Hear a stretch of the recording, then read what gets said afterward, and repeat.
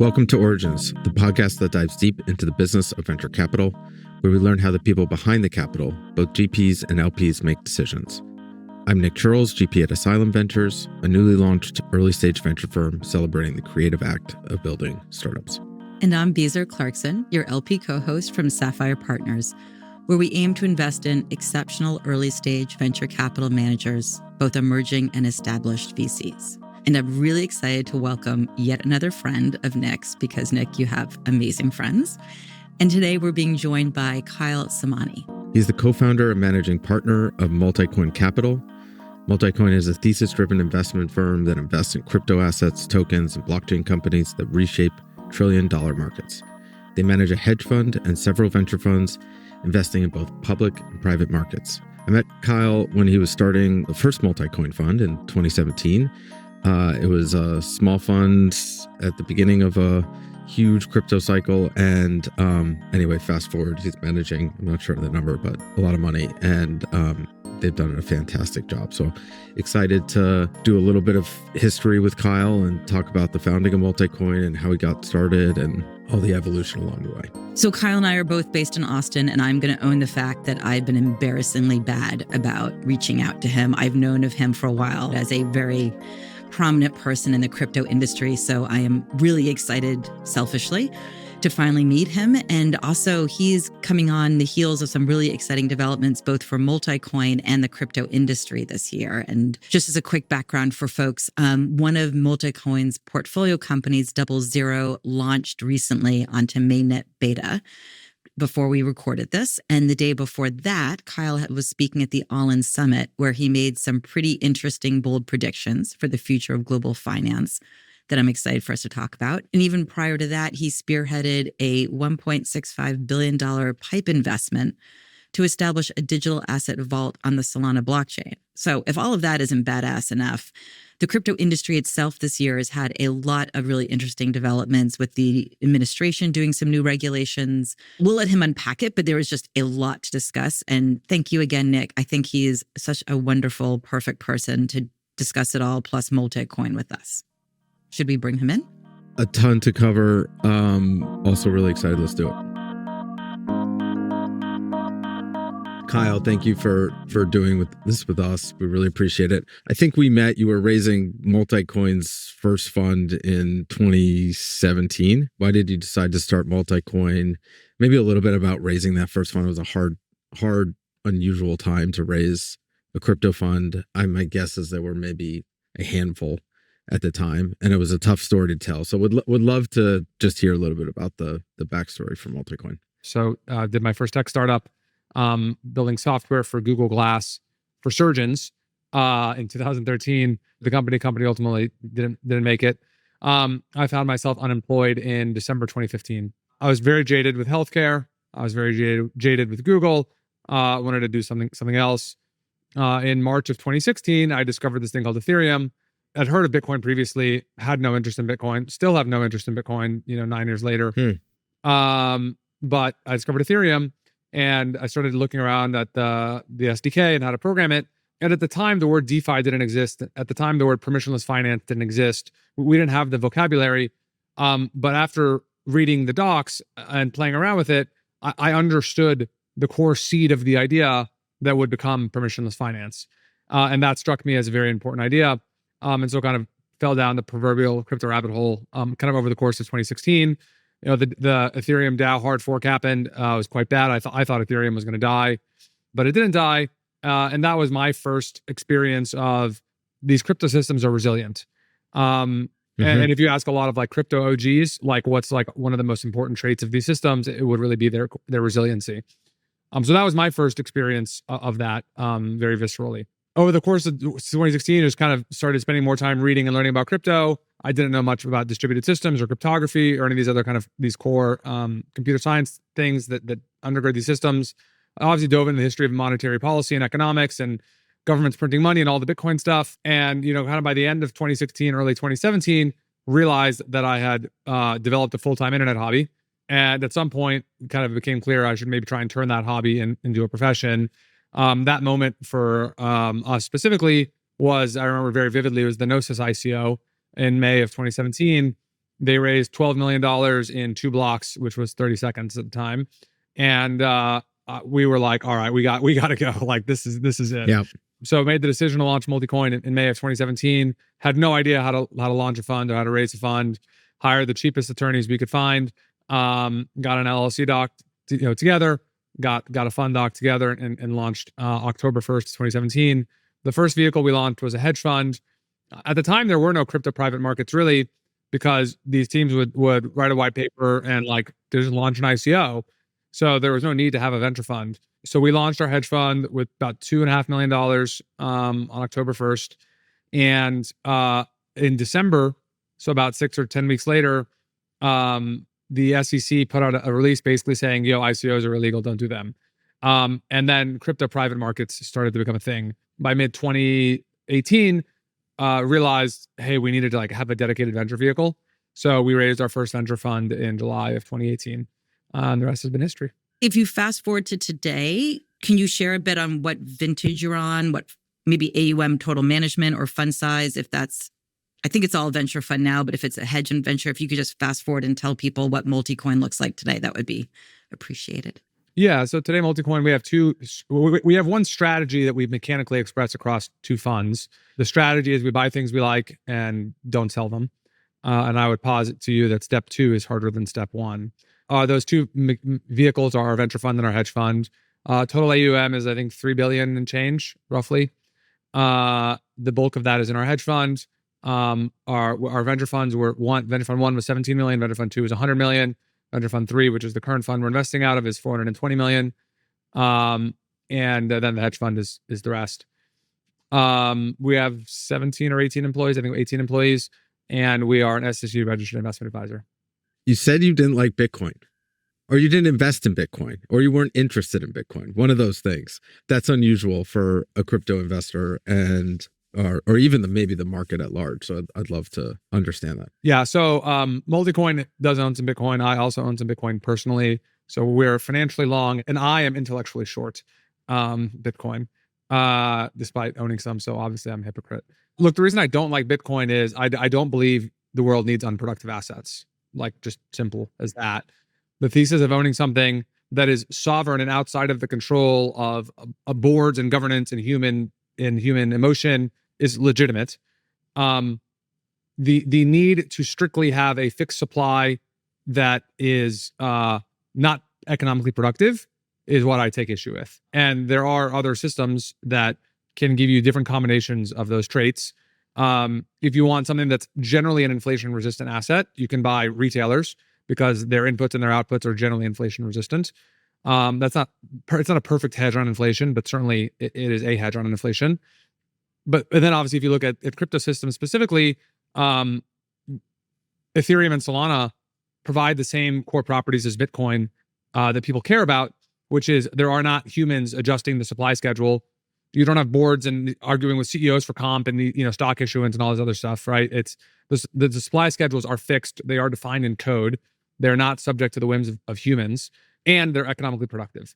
And so I just think of really Solana obviously as kind of the first principles correct assets to own if your goal is to own an asset that is not subject to the whims of people. Let's talk about internet capital markets, which one I guess would be interesting to hear your definition of is maybe that an evolution of DeFi. That was seemingly one of the things you first got interested in as it relates to Ethereum. Just give us the sense of like what initially got you interested and then where you think we are today and how that perhaps evolves. Yeah. So as I mentioned earlier, I mean, what drew me to crypto was the core idea of permissionless programmable finance. And that's still like why I'm in crypto today. And look, I think internet capital markets is a nice marketing overlay on permissionless programmable finance, which doesn't quite roll off the tongue quite the same way. Do you think that is still the sort of marquee application and expression? Yes. Of crypto? Internet capital markets at this point, super high conviction statement. When we look back in 25 years, like that will obviously be the thing. For the crypto noobs amongst us, can we define what internet capital markets is? Yeah. So the way I would define it, I actually talked about this specifically in my presentation at the All In Summit a few weeks ago. But I think the simplest conception is the ability to trade any asset permissionlessly 24/7, from anywhere in the world, from any software interface. That's awesome. It's actually just like Really quite powerful. simple. Like, and I mean, it's like, well, how does the internet work? And like all of those things I just described apply to the internet generally. And it's just applying that to finance. Where if you were to sort of take a sort of like pulse check on where we are today, and where you think we need to get to in the next few years to sort of realize that vision, what do you think are maybe still the blockers, and what are the things that maybe you think you're really impressed with or were farther along today than when you first got interested in 5 years ago? Yeah, I mean, I think of the challenges in kind of two probably buckets, tech and then like policy. On the tech side, look, none of the systems we have today can fulfill the vision that I described. The vision that I described, the total throughput of the system would be measured in the millions, if not tens of millions of transactions per second on a global basis. And look, I can articulate versions of that you need 1 billion TPS. I'm not sure that's actually strictly necessary or where we'll get to, but like I could make that case. But certainly 10 million TPS, like definitely required.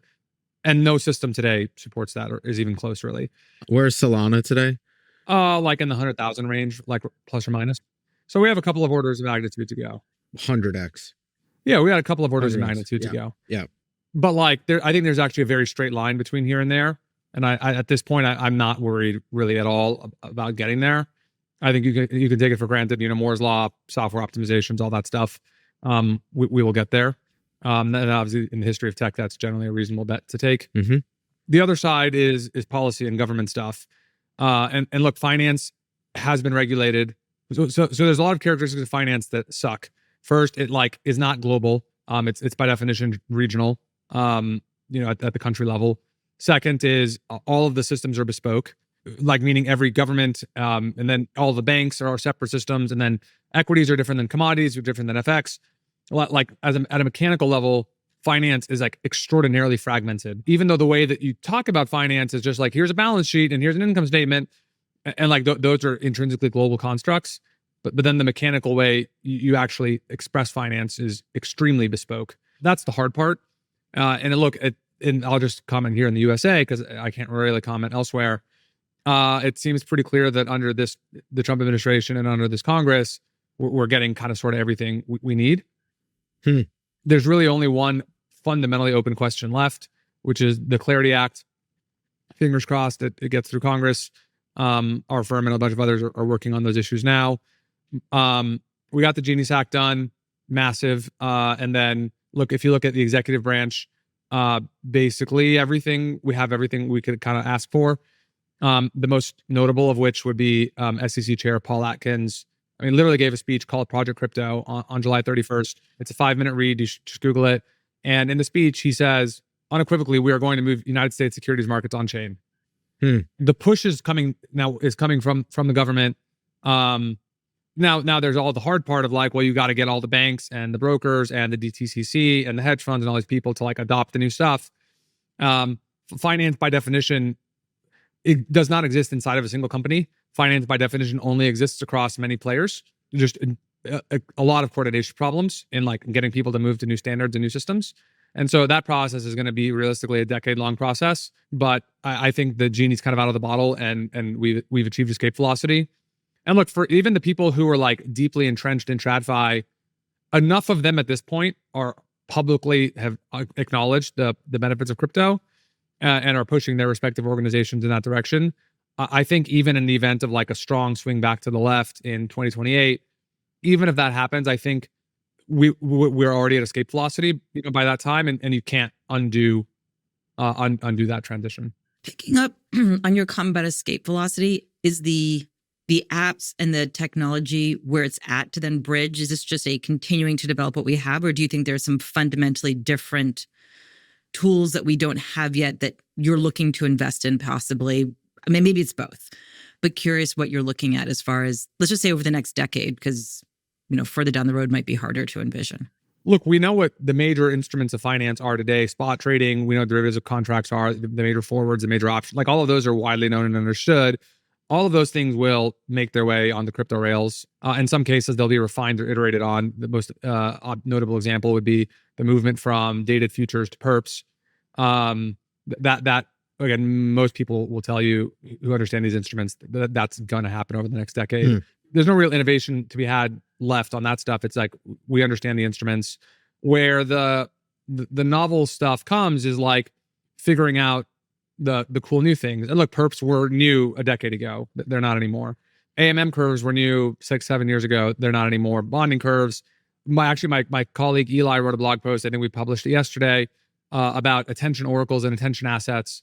So we're actually inventing. One thing we've realized is when you make finance actually permissionless, it allows you to kind of invent new things. I think the probability that we invent new instruments that become as popular as spot or perps or options, I think is effectively zero. But like there's a lot of interesting long tail instruments to invent and create. Probably my favorite example of that is actually this thing called Parcel, PARCL, and it is a derivative instrument to go long or short the average price per square foot of real estate in a given city. I'm sure you have heard, either you or your friends have said, oh, I want to go long Austin, short SF, or long Miami, short New York, whatever. Mechanically, there's actually not really a way to express that trade. The closest thing are REITs, but REITs are almost never tied to a single city. And obviously REITs are subject to the discretion of management doing stupid things or not. And so what this company Parcel does is they aggregate all of the publicly stated real estate transactions every 24 hours. They read through all of the price per square foots. They calculate the average. And I think their index construction is a rolling 30-day, if I'm not mistaken. And then that's expressed as an index, and anyone can go long or short. Like you can actually go long Austin and go short Miami. That derivative instrument is actually like a very intuitive instrument and just didn't exist before. The blog post my colleague Eli wrote yesterday talks about even much more long tail stuff that we kind of call attention assets.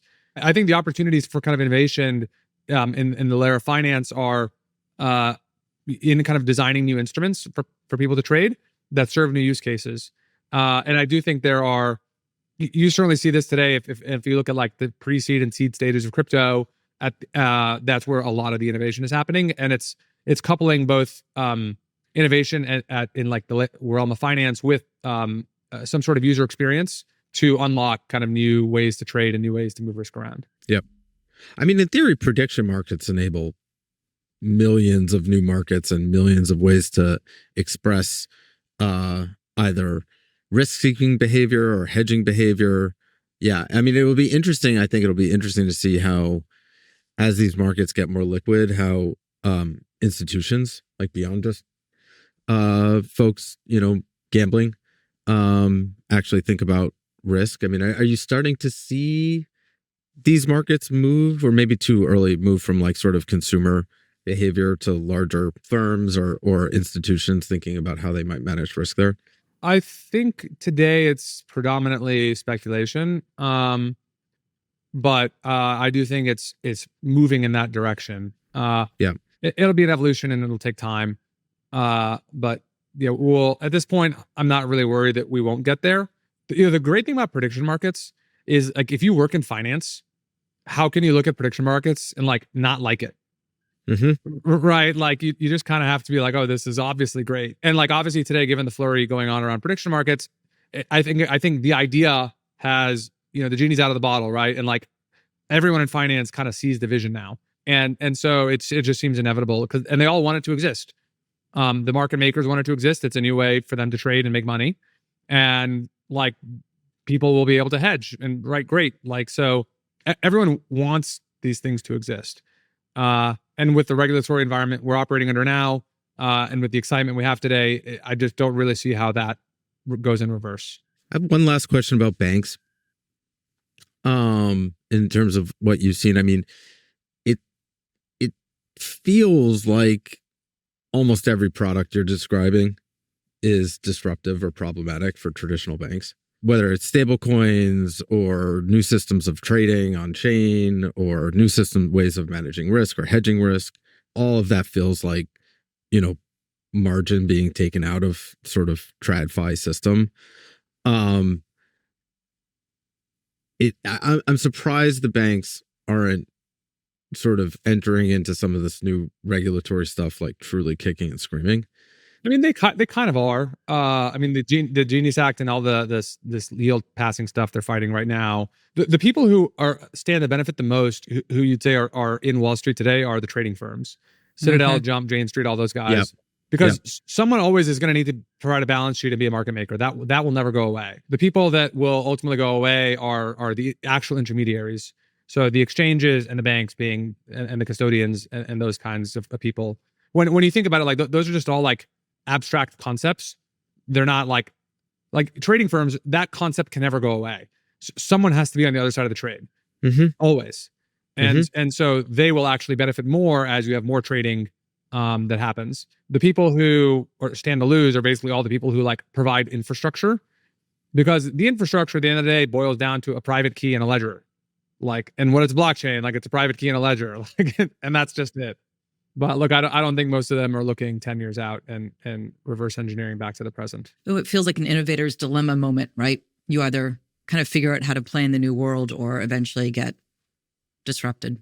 Yeah, the substantial majority of financial intermediaries, will not exist in 20 years. For a little bit more of historical context, for folks listening, at the time there were a lot of Ethereum killers or alternatives or faster blockchains getting launched. As far as I remember, it was like Solana, it was Near, it was, I don't know, a bunch of probably 10 or 15 others that have not been as successful. What did you see? I mean, Solana was not wasn't obvious investment at, pre-seed and seed or whatever. Curious what you saw. Yeah, so for context, I got into Ethereum 2016, launched Multicoin 2017. It's hard to appreciate how dominant Ethereum was in 2017.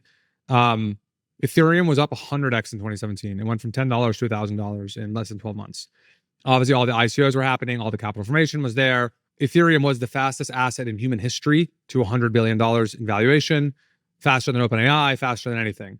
And their own developer ecosystem and programming language. And it felt, too big to fail or too big to lose at the time. Correct. It was in less than 2.5 years, Ethereum went to $100 billion in market value. Yeah. I go to DevCon 3, November 2017. So Multicoin is 6 weeks old at this time. It's their annual developer conference. It's in Cancun, Mexico. The Ethereum blockchain was not doing well. Every time an ICO would happen, the fees would spike, transactions wouldn't go through. When CryptoKitties launched, you had all these problems. And it was obvious. And the problems weren't even new problems. Ethereum very clearly, from even before they launched mainnet in July of 2015, they were already talking about ways to scale.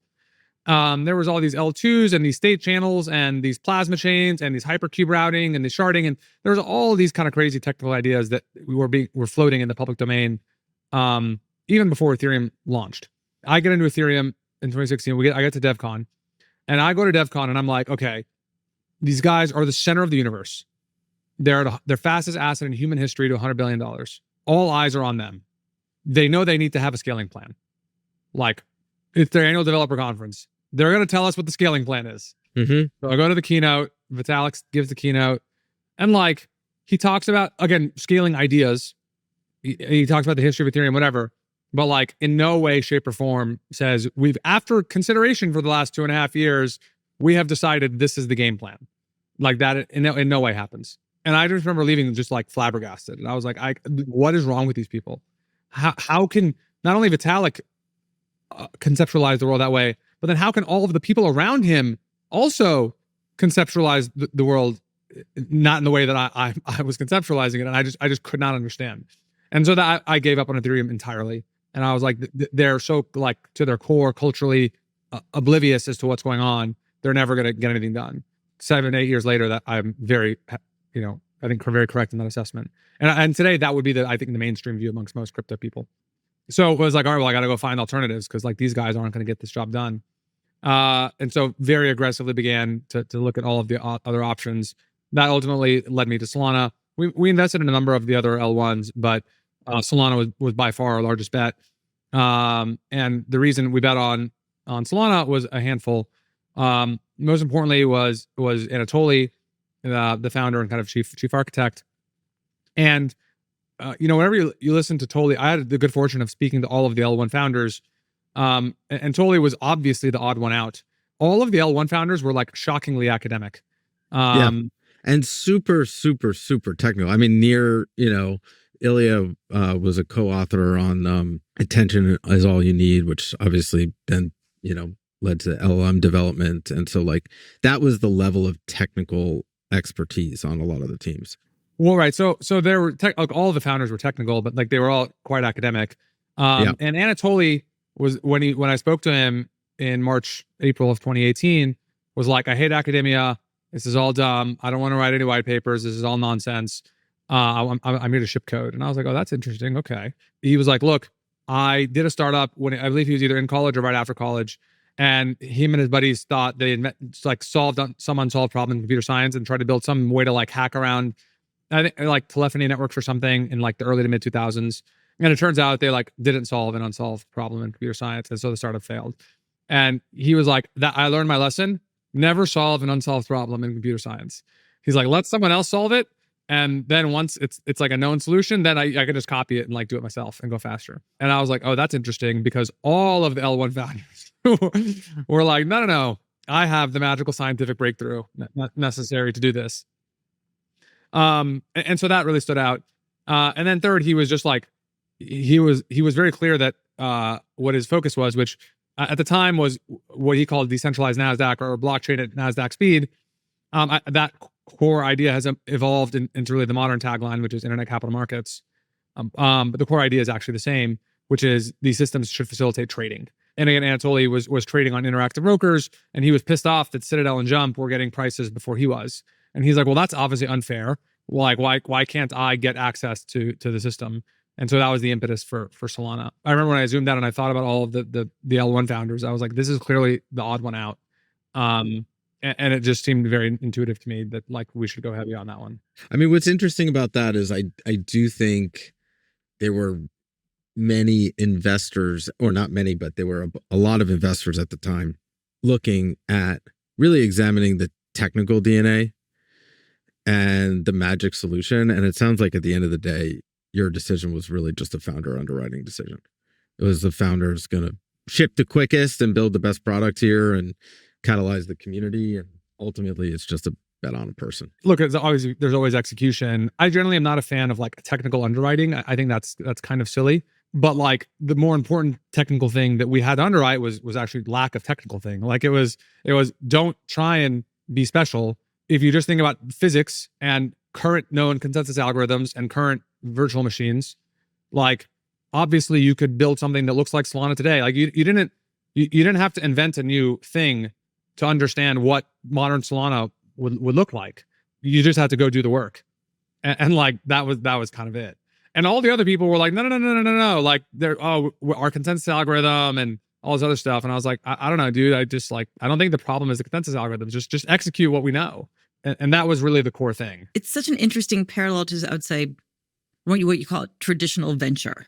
To Nick's point, it's a bet on somebody and how they execute, not, I loved how you said it, not trying to solve an unsolved problem, because not to go down this rat hole, there's a whole bunch going on in deep tech and other places where people are really trying to solve crazy big problems. But then you also see a lot of companies just executing with what exists today, but doing something novel with it. And the different anyway, I think that's fascinating. Thank you. That's awesome. Yeah, look, but obviously both forms of investing work. What you have to understand is like in certain markets, you have to solve an unsolved problem. Mm-hmm. By definition, like that is the unlock. Yep. And so like that is what it is. And then there's obviously different approaches, and you never know ahead of time which approach is going to work or not. But in other cases, like you can look at an area and say, wait a minute, like the tools exist. Don't solve any unsolved problems and just push it as far as we can. And actually, I think that is not particularly hard to tell ahead of time in different domains. And so that's really been my big learning lesson, is to be more skeptical of the need. If people are going to say, I need to solve an unsolved problem, like it should be very clear and obvious why the existing systems or science are just obviously insufficient. And if it doesn't kind of hit you in the face why it's insufficient, you probably shouldn't go for the hard tech. I'm going to call out, there's an amazing angel investor named Jerry Newman. I'll share one of his posts, but he writes an amazing like sort of historical post about how the vast majority of returns in venture have been investing in new interesting markets that have been developed and not technical, like core science and technical innovation.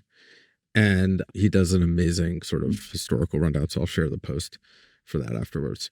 So can we fast forward to today? Is your bet on Solana still the same? Is it different? Maybe it's one of the things you've stopped betting on, just to bring us to the today from where you started.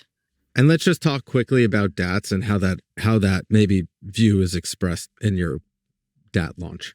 Yeah, no. So Multicoin is still super long Solana. It's the largest position in our hedge fund. We're one of the most active investors in the Solana ecosystem. Thesis is validated and just continues to compound. Ethereum today, objectively, there's way fewer people using Ethereum.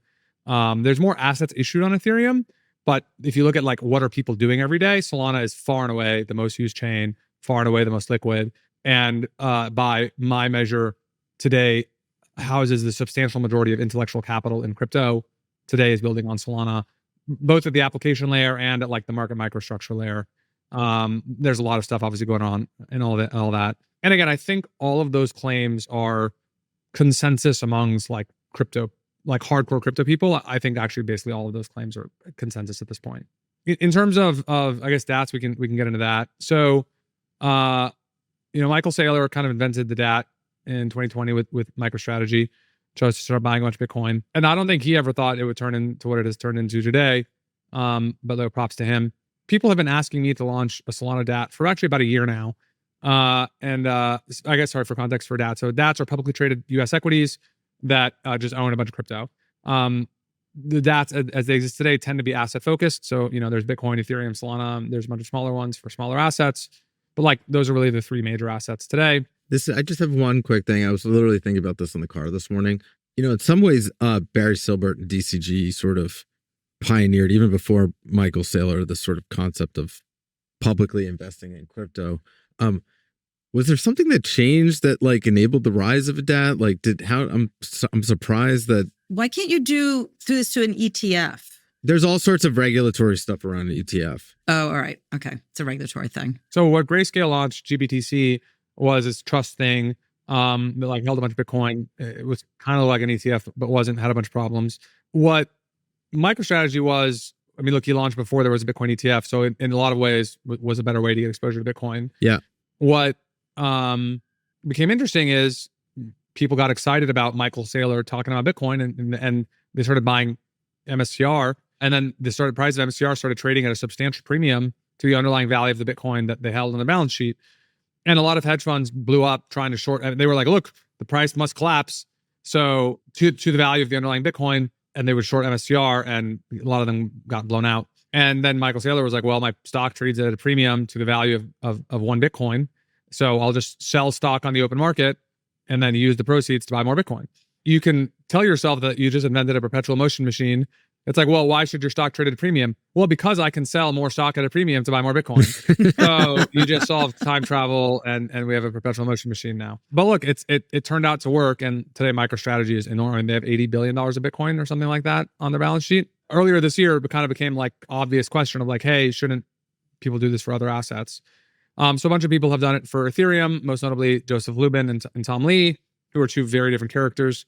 And then a number of people have done it for Solana, of which the one that Multicoin launched is called Forward Industries, and Forward Industries is by far the largest in the Solana universe. So we launched our DAT about 5 weeks ago. We did it with two partners, Jump and Galaxy. Jump Trading is one of the largest trading firms in the world. They're also the largest trading firm in crypto. They're deeply Solana believers. They're actually building a new Solana client called FireDancer, which is a whole separate thing. And the folks at Galaxy are one of the largest kind of just players in the space. They're a big merchant bank. They do all kinds of things. And so we all teamed up and said, hey, like this needs to exist. We need to go knock it out of the park. So we did that. And I am now chairman of Forward Industries. That's cool. In terms of like, look, what I described about MSTR is just financial engineering. And that's all it is. We realized a couple of things about Solana that actually make the vehicle substantially more interesting. And the core insight was that, well, Solana can actually produce yield, and it can produce yield in two ways. One is by staking, and today, Forward Industries earns roughly 6% on its balance sheet by staking. And then the second is actually all this DeFi stuff. And there's this rich, vibrant ecosystem of DeFi stuff on Solana. And we have a balance sheet and we can deploy it into the DeFi markets and earn more yield for our shareholders. And there's actually two sides of that. One side is SOL denominated, meaning we can take all of the SOL that we're staking and we can deploy it into DeFi. And then the other side of it, and look, I think we'll be able to earn, I'm hoping, I won't get into numbers, but I think we can earn yield, substantial yield on top of the staking rate. And the other side is dollars. And we can just borrow dollars. Today, the lending rates in crypto are roughly 7.5% or so, borrow rates. And so we can borrow at, call it 7.5%. We can deploy on chain in the range of 12 to 20%, and obviously earn that spread. It's not risk-free by any means, but there is a spread there to earn. And given our profile of our business, it's actually quite natural that we would be people who would want to assume that risk to earn that yield. And I think there's a lot of shareholders who would self-select to say, like, yeah, I understand that's the risk I'm taking for the yield that I want. Mm-hmm. Mm-hmm. So we can deploy our assets and earn yield that way, which is cool. So we're not just financial engineering, like we're actually a functional operating business that produces income. And then what's even more interesting is if you look at MicroStrategy and a lot of the instruments they've issued, meaning specifically their preferred instruments, such as STRK and STRC, those things need cash flow to support their existence.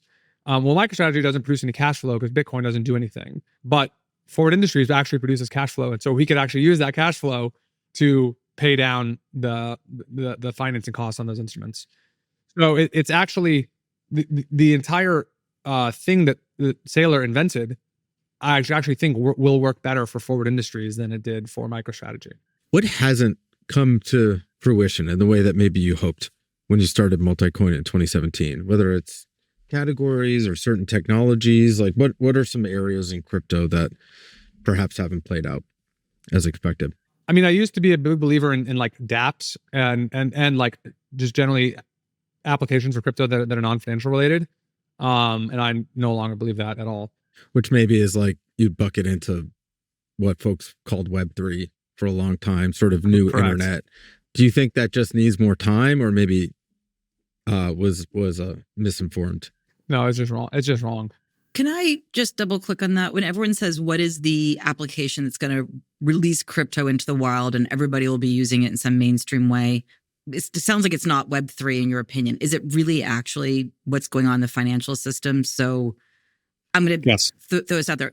I consider me just your general person on the street. I'm actually not going to know that I'm using crypto. It's just going to be what's powering everything I do. And that's the big unlock. That is correct. Okay. Yes. And look, crypto as someone living in the United States, like, yeah, you're not going to see it. Now, what's interesting is for people who live outside the United States, they very much see crypto specifically. They want to see crypto because this stable coins. If you live in Argentina and you're like, I don't like the government, I want dollars. Like the feature of crypto that you want is USDC or USDT, right? And so it's actually explicitly front and center. If you live in the United States, USDC and USDT don't mean anything. And so, like, depending on the context of who you are, crypto will either show its head or not, or it'll be, invisible plumbing. Forward prognosticate a bit. Like, tell us what you think is going to be the next cycle. We talked about the internet capital markets, but what other sort of big themes are you looking at, or expressions of the internet capital markets sub-themes, however you unpack that? Yeah, I think the area that I'm the most captivated with is embedding trading in new context, or as I like to call them, new modalities. So I gave the presentation I gave at the All In Summit a few weeks ago kind of captures this with some very fun examples. So for the entire history of finance, this is software finance, so let's call it last 35, 40 years, whether you were using E-Trade or TD Ameritrade or Robinhood or Coinbase or a Phantom wallet or MetaMask, all of those apps actually look the same, meaning the homepage is a portfolio screen and there's a search box at the top. And you can type in a ticker or whatever into the search box. And then you go to the page for the asset and there's a price chart and there's a buy and sell button. And like that paradigm has been the only paradigm for finance for the last 35 years. Starting for the first time ever about two years ago, we had the first form of finance that did not look like that. And it was actually these funny little Telegram bots. They emerged in the summer of 2023. They're very simple. You're in Telegram and you just type like /buy, 1 BTC or whatever, and it buys the Bitcoin for you and it holds it for you. Today, there's probably a few million people around the world who like their primary trading modality is a Telegram bot, not something that looks like Phantom or Coinbase or Robinhood.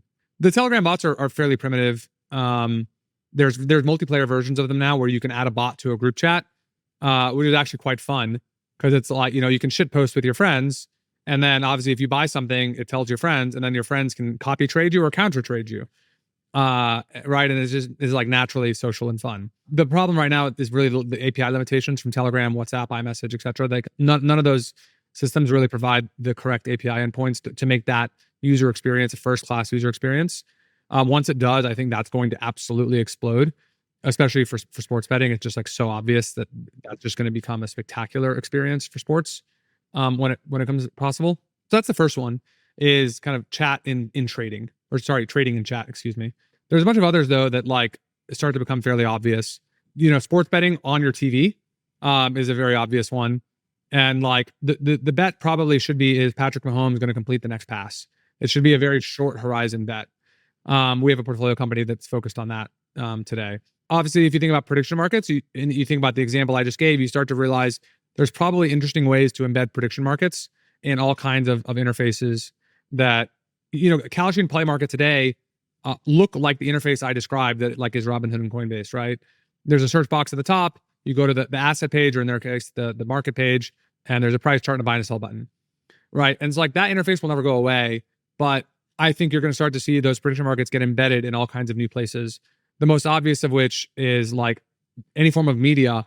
If you're reading the Wall Street Journal and there's an article about interest rates, the thing at the image at the top should not be a static image of the price chart of the probability. It should be an interactive widget price chart, and there should be a buy and a sell button, right? Yeah. Like that's obviously coming in the very near future. Yep. You're watching CNN, Fox News. They're debating the next election, mayoral candidate, senator. There's a prediction market right there that you're correct. Tying prediction markets with media, prediction markets and media are obviously going to converge rapidly over the next year. And it's going to change people's perception of risk and finance. It's going to actually improve financial literacy globally. And a lot of people are going to complain and say, the world's being financialized. I look at it as we're going to educate the world about finance for the first time ever, because the educational system does a terrible job. So I'm very excited for like the rise of prediction markets. I would just add one. I mean, I think Wall Street Bets in some ways was also maybe the beginning of this, or percolating. There's like media market, people are, not to the extent you're saying, but like people are posting their portfolios every day and trading against each other in a forum, and even like working together actually in really interesting ways to, pump or dump stock. So yeah, there are lots of early signs there. All of those required self-selection. What's so interesting about this is like, if you have zero interest in anything, but let's say you live in Austin and you're reading like the mayoral elections coming up, they're going to start, the local newspaper is going to have a price chart of the prediction market on there. And most people have never seen that chart before. That's going to change people's perspectives on finance and risk. And by the way, actually maybe saves media too, or at least is actually maybe interesting new business model. Absolutely, because the media organizations will be able to monetize the order flow that they drive. Totally. Kyle, thank you so much. We super appreciate you doing this, and so glad we finally got this on the calendar. Nick, Beezer, thank you so much. Thanks for listening to Origins, the show where we discuss the venture ecosystem through the lens of myself, a GP, and Beezer, an LP. Be sure to tune in next time for a bonus minisode where Nick and I unpack our thoughts from today's conversation. You can find that right here in this feed, and while you're there, please rate and review the podcast. It's super helpful for other folks looking for venture insights to find our show, so please do it. I'm Nick Chirls. And I'm Beezer Clarkson, and we'll be back soon. Thanks for listening.